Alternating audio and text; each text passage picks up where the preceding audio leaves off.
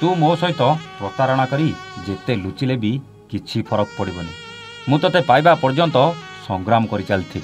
तो प्रेम सिना मिछ थिला, तो प्रेम सिना प्रतारणा थिला, हेले मो प्रेम पूरा सच्चा थिला। ए कथा थिला भल पाई धोखा खाइतिबा ए सुंदरी ममतार। हेले ममता एठी कोन करछंती सब कथा जानिबा आज्ञा आजिर एई प्रेम कहानी रे। हेलो हाय नमस्कार, स्टोरी विथ प्रताप रो आउ एक नुआ कहानी को आपन को स्वागत।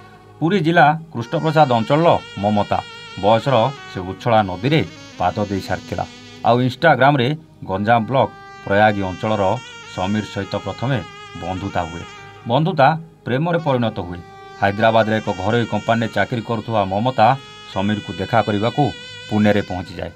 पुणे रे चाकरी करुवा समीर ममता को पाई बेस खुशी हो जाए।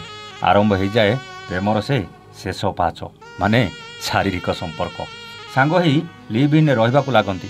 2 वर्ष लिव इन रहिबा बेले समीर ममता को केते प्रतिश्रुति दिए, केते बड़ बड़ कथा भी कहे।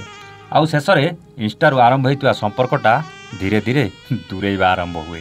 समीर ममता को दूरे दिए, हेले ममतार गोटे जिद, मु बा हेबी तो केवल समीर को। आउ सीधा जाई समीर घरे पहुंची जाए। आउ तांको घर दुआर मुहरे बसी धारणा दिए। समीर को बाहाबा को जिद भी धरे।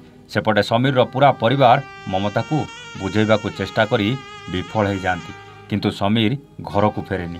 सेपटे किसी सामाजिक अनुष्ठान मध्य एथिरे हस्तक्षेप करती, किंतु किछि भी समाधान रास्ता बाहरी पारेनी।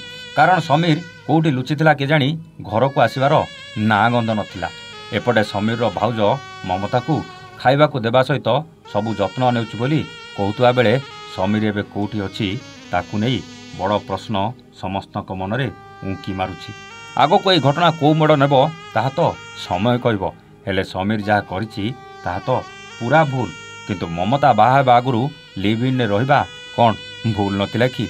आजिकाली एमिति अनेक घटना सामना को आसुथिले भी काहेकि केजाणी आजिर युवपीढ़ी माने एकथा को बुझी पारु नांती। ना सबु बुझी सुझी एही बयस रे निजको संभाली पारु नांती। ना एथिपाई पाश्चात्य परंपरा दायी। आपण माने कोन कहिबे मु तो जानिनी, किंतु मु कहिबी एठी उभयंकर दोष अछि।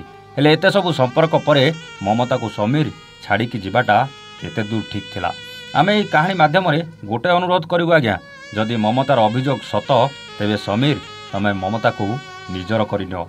आ 7 जन्मर साथी करी बेस खुशी रे रुह। आ ममता को भी एति कहबू सबु भलरे हेई परिबो। ममता प्रथमे समस्त को निजर कर, आ देखिबो सबु ठीक हे जिवो। आपणक मतरे समीर ममता को निजर करी मथारे सिंदूर और हाथ में शंखा दे निजर करवा उचित ना नुहे? आपणक उत्तर कमेंट करी निश्चित जनइबे। आज पाई रोचु आमे पुणी आसबू आउ एक नुआ कहानी सहित स्टोरी विथ प्रताप रे।